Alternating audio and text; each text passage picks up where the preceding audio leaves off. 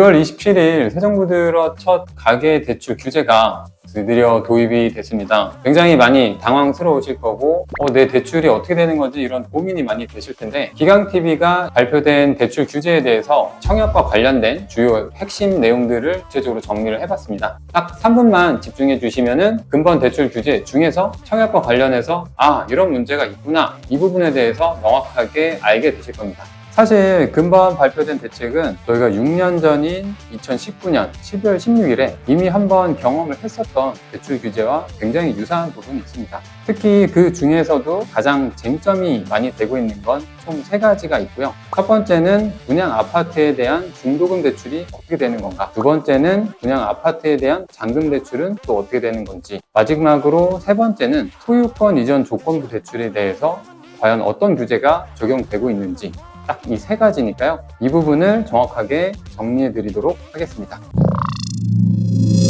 먼저 저희가 청약을 신청을 하고 당첨이 되면 납부 일정에 따라서 대금을 납부하게 돼 있는데, 일반적으로는 계약금이 10%, 그 다음에 중도금이 60%, 마지막으로 잔금 30%, 이렇게 많이 진행이 되고요. 계약금은 정당 계약 기간에 반드시 이제 납부를 하고 계약을 진행을 하시는 부분이니까 논외로 하고, 그러면 6억의 대출 한도가 적용이 될 때 60%를 차지하는 중도금은 어떻게 되는 거지? 이런 고민이 많이 되실 텐데, 사실 중도금 대출은 규제 대상에서 제외한다라고 명확하게 명시가 되어 있습니다. 따라서 60%에 해당하는 중도금이 6억을 초과한다고 하더라도 이 부분에 대해서는 걱정하지 않으셔도 되고요. 대출이 나온다, 이렇게 생각을 하시면 될 것 같아요. 쟁점이 되는 거는 나머지 2가지인데요. 먼저 첫 번째, 그렇다면 잔금 대출은 어떻게 되는 거야? 잔금 대출 30%에 해당하는데, 사실 이 부분이 가장 문제가 된다고 보실 수 있습니다. 중도금 대출과 잔금 대출 포함하면 거의 90%가 되는데, 잔금일에 이 부분에 대해서 딱 6억까지만 한도를 받게 되냐, 그렇지 않냐는 모집 공고일을 기준으로 6월 28일 전이면 6억의 한도가 적용되지 않고요. 6월 28일 이후면 6억의 한도가 적용됩니다. 따라서 본인이 청약에 당첨되신 그 해당 아파트의 모집 공고일이 6월 28일 전인지 아니면 후인지에 따라서 자금 마련에 조금 더 주의가 필요하실 수도 있을 것 같습니다. 그리고 마지막, 가장 핵심이 된다고 저희가 생각하는 거는 바로 소유권 이전 조건부 대출인데요. 소유권 이전 조건부 대출이 뭐지? 조금 생소하신 분들이 계실 겁니다. 당연한 얘기지만 청약에 당첨되신 분들이 자금을 100% 다 갖고 있으신 경우는 많지 않으실 거예요. 그래서 대부분 잔금일에 전세 세입자를 구하고 그 전세 세입자 분들이 납부하는 전세 보증금, 대부분 한 50% 정도가 되기 때문에 이 돈으로 잔금과 중도금, 이 부분을 좀 많이 해결하시는 분들이 많은데, 잔금일이라고 하더라도 등기상 소유권자가 청약 당첨자의 이름으로 되어 있는 건 아닙니다. 그래서 은행에서는 어쨌든 청약 당첨자이기 때문에 나중에 소유권자가 청약 당첨자로 바뀔 걸 예상을 하고 전세 대출을 해주게 되고요. 그걸 통해서 전세 세입자분들도 실제로 나중에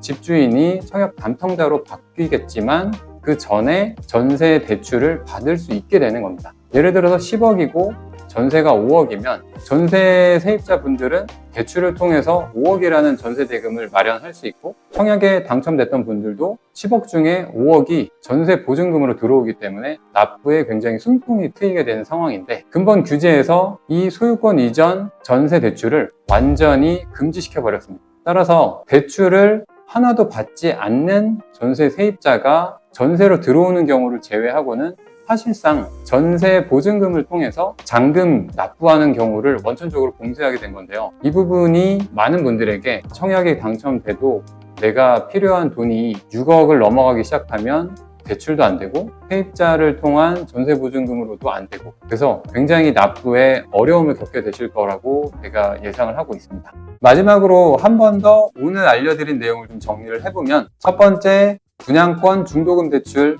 가능하다. 두 번째, 분양권 잔금 대출, 모집 공고일을 기준으로 6억 한도가 적용되는지 여부가 달라진다. 마지막으로 세 번째, 소유권 이전 전세 대출 절대 안 된다. 이 부분에 대해서 좀 명확하게 한 번 더 조금 정리를 해주시고요. 결국 6개월 이내 전입 의무와 같이 생각해보면 정부의 정책이 저희에게 하고 싶은 핵심 메시지는 갭 투자하지 마라, 이렇게 귀결이 되는 것 같습니다. 오늘 준비한 내용은 여기까지고요. 앞으로 오늘 준비한 내용 이외에 그러면 627 대책에 또 어떤 내용이 있었는지, 다음 추가 규제가 또 어떤 내용이 나올 수 있는지에 대해서 저희가 또 영상을 준비하고 있으니까 구독과 알림 설정 그리고 좋아요 부탁드리고 많은 시청 부탁드립니다. 감사합니다.